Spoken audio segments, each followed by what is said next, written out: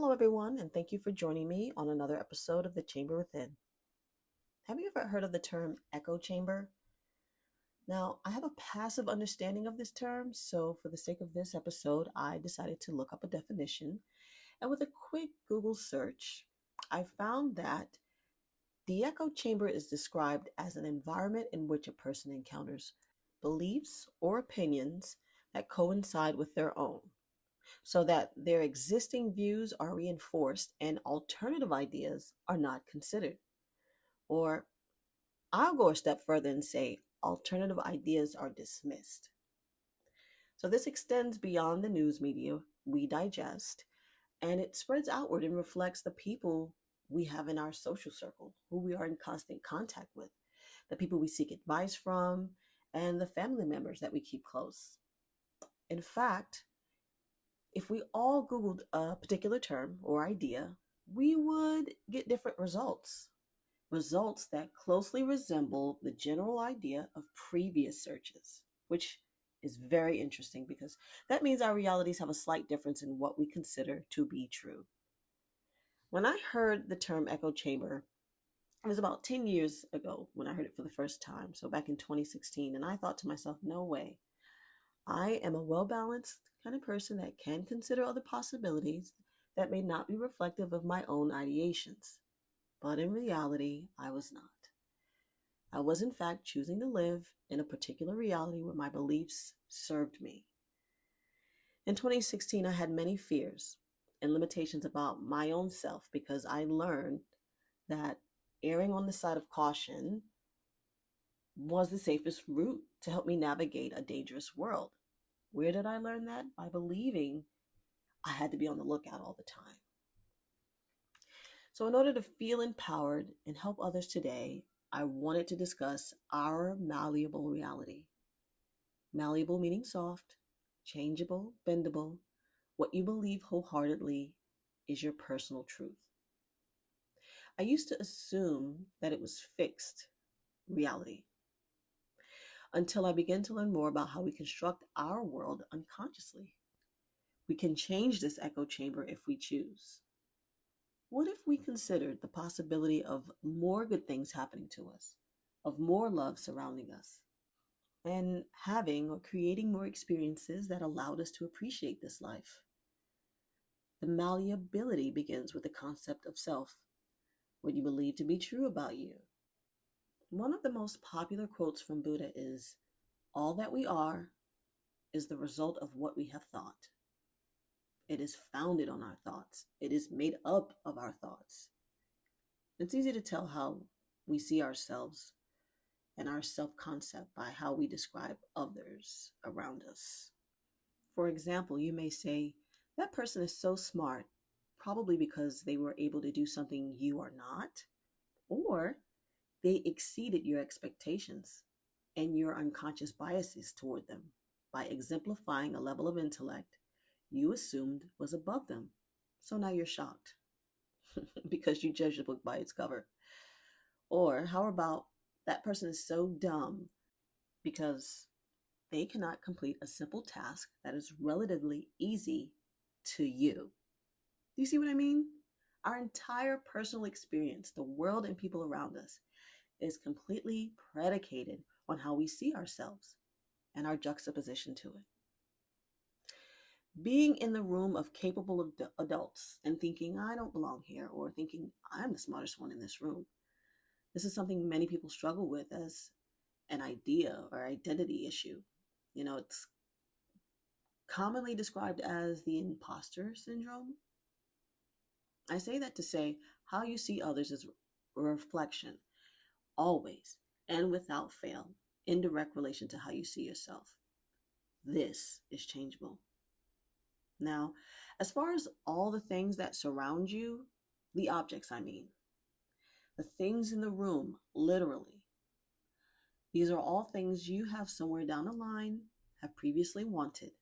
You're looking at the past. You're looking at the past thoughts. You're living your past desires, right? You're surrounded by them, from where you wanted to live to the items that you purchase, the clothes that you wear, the television in your room, even the car you may be sitting in right now as you listen. you can begin to see how you, in fact, are a participant in shaping your world slowly, perhaps, but surely. You believed yourself capable of having these things, and so now you do. Believing that you can have one thing over another is where we can recognize our own self limitations.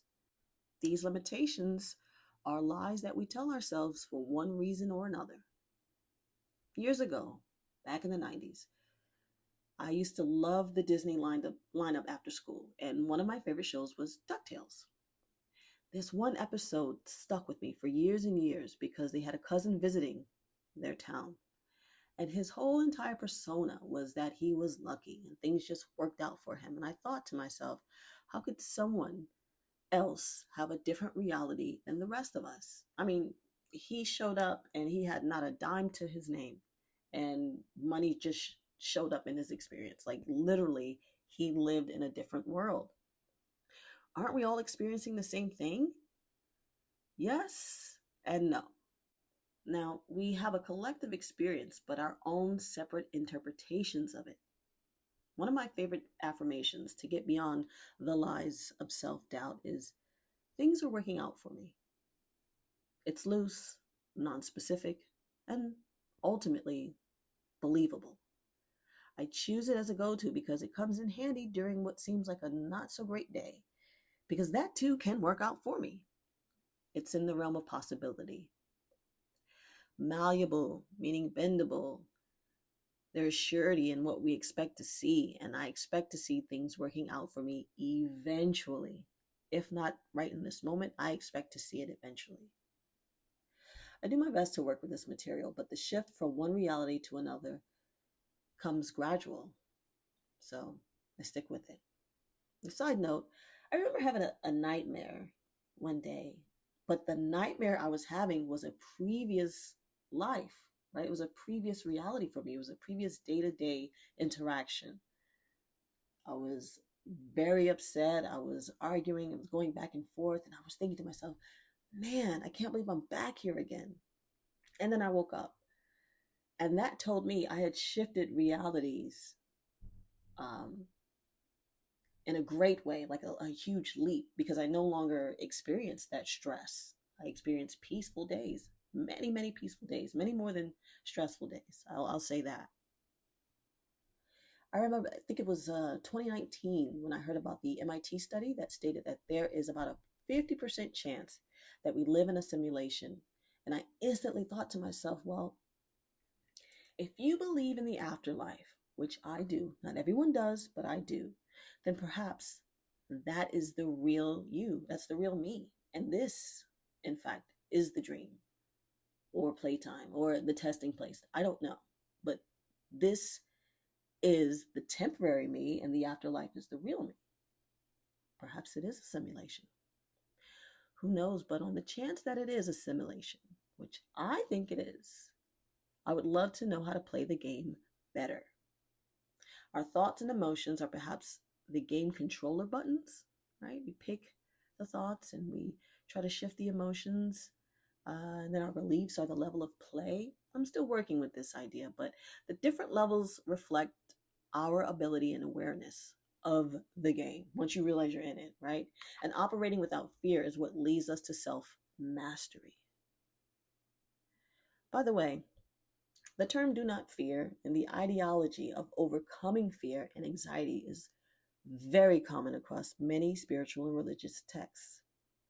So that's something to really consider, especially when the idea of getting beyond fear spans across many belief systems, thousands of years old. Overcoming fear of the unknown, self doubt, and the creations of negative experiences before they happen.